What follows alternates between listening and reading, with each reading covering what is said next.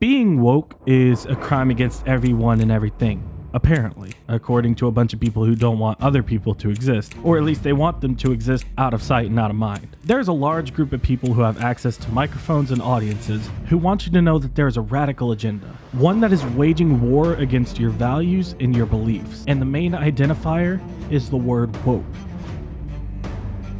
Now, I'm not an etymologist, but I don't think that word is being used right, because the notion of being woke means what? That you support gay people, that you support trans people, that you support black people, that you support minorities just in general trying to be heard and trying to be seen and represented? Because the last time that I checked in American history, those people led a revolution, but instead of not paying taxes, these people are asking for equal protection under law.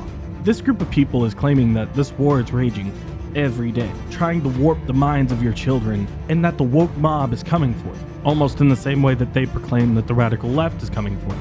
It's funny, it's like the only way that they can make their point is to make a boogeyman that is a caricature of an entire group of people in one fell swoop. There are so many people screaming woke, as if it's a replacement word for wolf in The Boy Who Cried Wolf. Because any form of media decides to show any minority or have a progressive dialogue on a social issue, these people decide to label it as woke. These people are anti-woke. And just as creative as their flagship response to representation in media, they really are just the worst at coming up with actual problems this woke idea creates.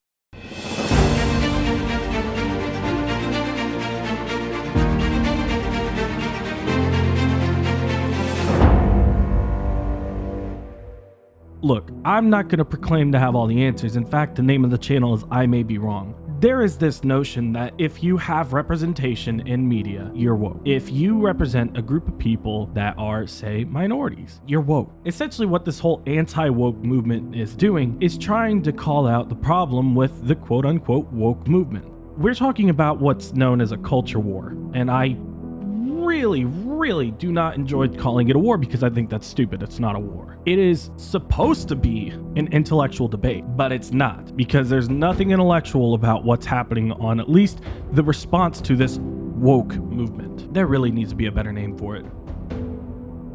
So as I was saying, essentially, if you are on the left side of the spectrum, then you are considered woke. And I am not the sole arbiter of what woke means, so just so we're clear, but no one is. No one seems to be the arbiter of defining woke. There's just a vague notion of this idea that woke equals bad. And that's because, these far-right bobbleheads such as Ben Shapiro, Ron DeSantis, Matt Walsh, Michael Knowles, these people are claiming that there is some giant move to get you to change your values and change your beliefs because you're an awful person. That's what they tell their audience. They say that the woke mob wants you to think that you're a terrible person. Wow, that is not at all true from any understanding I have of what progressive ideology represents. My point is that progressive ideology is not trying to tell you that you are an awful person. Being progressive is the idea of making things better. That's kind of what everyone wants to do. You can look at a Republican and you can look at a Democrat and put them side by side. I guarantee you that they are both going to agree, hey, I know, wild thought, but they are going to agree that they are wanting to make the country better. But for some reason, some outlandish reason, there's a trickle-down narrative. Because when you have representation talk about an idea, then you have the media talk about it, and then you have people talk about it, like me and you. We talk about it. There's not a single person I've had a conversation with where I felt like what they were saying to me was a unique and original thought.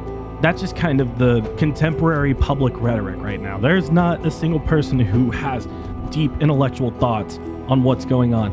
And I guarantee you, it goes the same upwards. People are not having original thoughts. They're just saying the same thing in different ways. But I'm here trying to at least define something for you that I feel like is mostly left up to interpretation with vague notions to push you in a certain direction to define it that way. But here's what I'm going to tell you. Being woke is stupid because you're awake every day. You wake up in the morning. Being aware of issues in your country and calling for a change to these issues, calling for these issues to be addressed, that's called being a patriot. Ignoring problems and not wanting to change them, saying that there's nothing wrong with what's going on, saying that anybody who's saying otherwise is somebody to just simply be dismissed, that's called being a nationalist. That's blindly supporting the institution. That's what we don't need. That's not going to get us anywhere. Once upon a time, those were called loyalists. And I don't know if you remember, but those were the people we didn't like in our country. Those were the people who wanted to keep the crown in our country. But luckily, the idea of being progressive, of making things better, prevailed. And now here we are today where we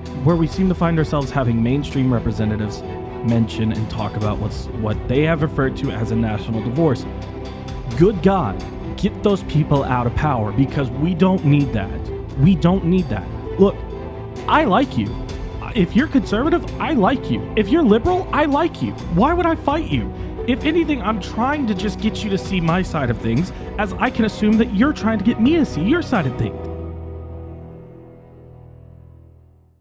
Now, whether you're woke, anti-woke, whatever, go ahead and hit that subscribe button. Do yourself and me a favor.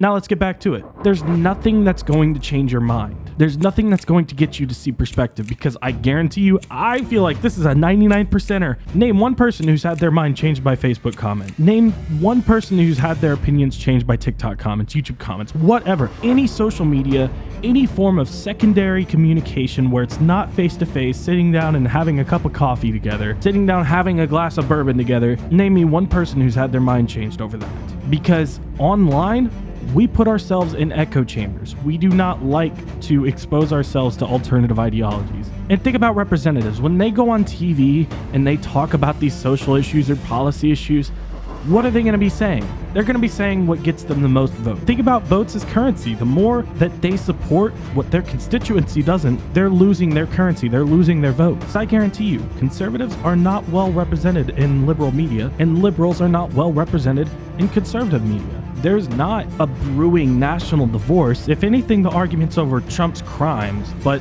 that's just a detachment from reality. When it comes to gay rights, minority rights, and representation in media, it's not some radical agenda trying to come down on you and tell you that you're an awful person. And that's the rhetoric that you don't get from these people who are waging the anti-woke war. It's not a war! That's what you don't get from these people who are just saying these things, who are waving the anti-woke flag. And they are going to try to pin you against an us versus them, because God forbid you vote for somebody in another party. And I may be wrong. Maybe there's something to this anti-woke movement, but I'm not seeing it, because everything I hear, it's just propaganda. It's just propaganda. We've forgotten how to spot propaganda, but I'm not going to wage a war over it, because there's not a war. Anyways, that's it. Until next time, peace.